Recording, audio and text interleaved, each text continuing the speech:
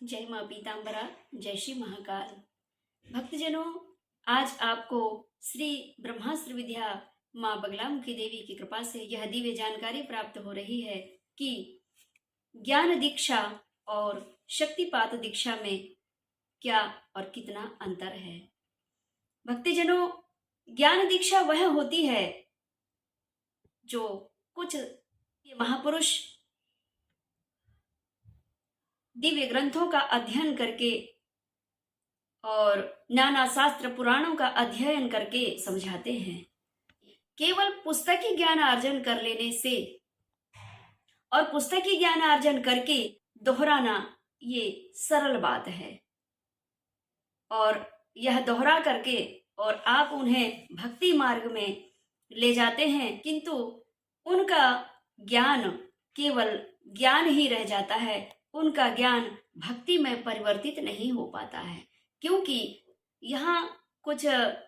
सिद्ध संतों ने कहा भी है, जा का गुरु है आंधरा चेला निपट निरंत। जिस गुरु ने उस पार ब्रह्म परमेश्वर की दिव्य शक्ति को स्वयं प्राप्त नहीं कर पाए हैं, पार ब्रह्म परमेश्वर की माँ भगवती की, भगवान शिव की दिव्य शक्ति का स्वयं ने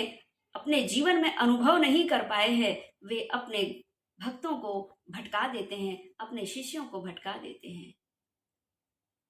और इसीलिए यह ज्ञान दीक्षा केवल इसी लोक तक साथ रहती है। लेकिन अगर आप चाहते हैं कि आपकी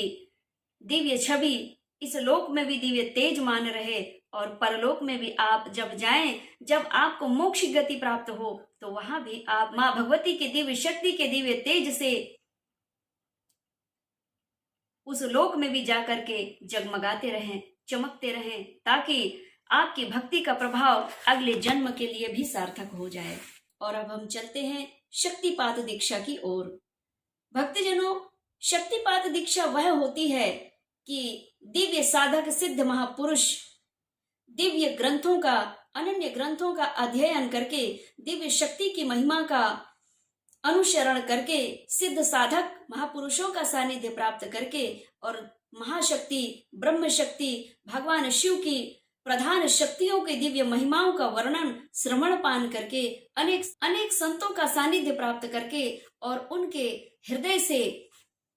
माँ भगवती की दिव्य शक्ति का अनुग्रह आशीर्वाद प्राप्त करके और अपने जीवन को स्वयं साधना में रत करके और स्वयं दिव्य साधक सिद्ध महापुरुषों का सानिध्य प्राप्त करके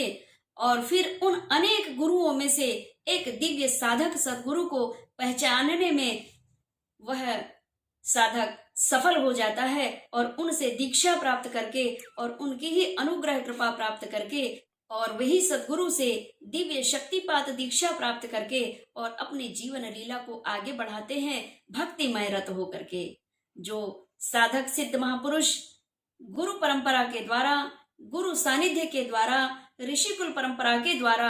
अपनी दिव्य साधना को प्रबल बनाने का प्रयास करते हैं, और जब उनकी साधनाएं प्रबल हो जाती हैं तो माँ भगवती के दिव्य साक्षात्कार उन्हें शीघ्रता पूर्वक हो जाते हैं। और माँ भगवती जिस साधक को दर्शन दे देती है, जिस साधक को माँ भगवती अपने स्वयं के करकमलों से मन मस्तिष्क में अनुग्रह आशीर्वाद जब प्रदान कर देती हैं, तो वह साधक का जीवन इसी जन्म में सार्थक हो जाता है और परलोक के बाद तो सार्थक होना ही है। और साधक सिद्ध महापुरुष इसी कारण जन्म और मरण के बंधन से मुक्त रहते हैं। वे इस धरा पर रहते हुए भी इस धरा पर रहने वाले मनुष्यों से उनका जीवन अलग होता है। जिस प्रकार कीचड़ में कमल भी अलग दिव्य छवि और दिव्य छटा को लेकर खिला होता है, इसी प्रकार दिव्य सिद्ध साधक भी इस माया रूपी संसार सागर में रहते हुए अपनी इस दिव्य लीला, दिव्य छवि को परम तेज, परम दिव्य प्रकाशित करते रहते हैं और उनके दर्शन कर लेने मात्र से मनुष्य का कल्याण होता है। जिस साधक, जिस सिद्ध महापुरुष के